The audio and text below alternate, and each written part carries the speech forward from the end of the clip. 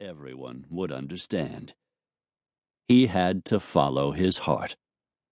If only the senator's heart were the organ he was following, Garrett lamented silently.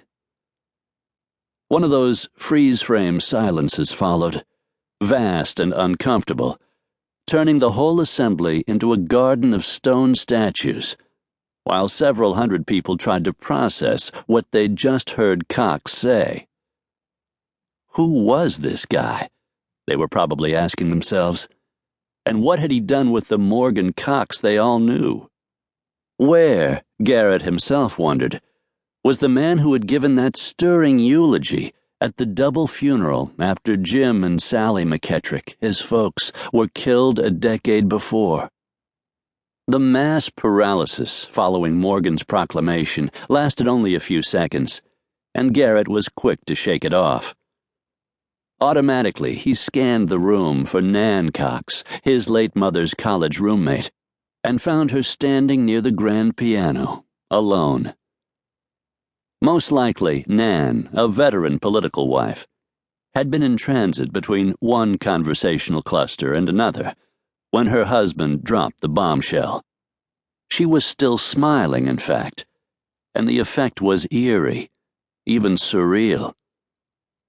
Like the true lady she was, however, Nan immediately drew herself up, made her way through friends and strangers, enemies and intimate confidants, to step up to Garrett's side, link her arm with his, and whisper, "Get him out of here, Garrett. Get Morgan out of here, now, before this gets any worse."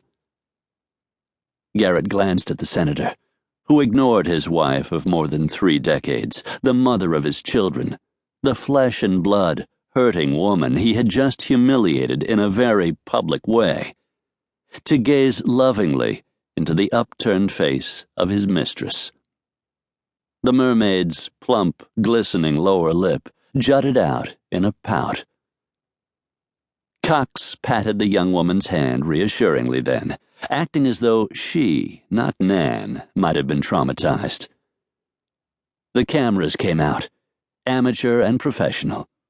A blinding dazzle surrounded the happy couple. Within a couple of minutes, some of that attention would surely shift to Nan. "I'm getting you away first," Garrett told Nan, using his right arm to lock her against his side and starting for the nearest way out.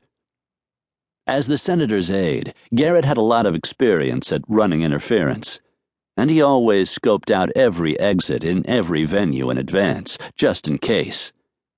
Even the familiar ones, like that hotel, which happened to be the senator's favorite. Nan didn't argue, not then anyway. She kept up with Garrett, offered no protest when he hustled her through a corridor crowded with carts and waitstaff, then into a service elevator. Garrett flipped open his cell phone and speed-dialed a number as they descended, Nan leaning against the elevator wall now, looking down at her feet, stricken to silence. Her beautifully coiffed silver hair gleamed in the fluorescent light. The senator's personal driver, Troy, answered on the first ring, his tone cheerful. "Garrett, what's up, man?" "Bring the car around to the back of the hotel," Garrett said, "and hurry." Nan looked up, met Garrett's gaze. She was pale and her eyes looked haunted, but the smile resting on her mouth was real, if slight. "You're probably scaring poor Troy to death," she scolded, putting a hand out for the cell phone. Garrett handed it over just as they reached the ground floor, and Nan spoke efficiently into the mouthpiece. "Troy, this is Mrs. Cox. Just so you know, there's no fire, and nobody's been shot or had a heart attack. But it probably is a good idea for me to leave the building, so be a dear and pick me up behind the hotel." A pause. "Oh, you are? Perfect. I'll explain in the car. Meanwhile, here's Garrett again." With that, she handed the phone back to Garrett. When he put it to his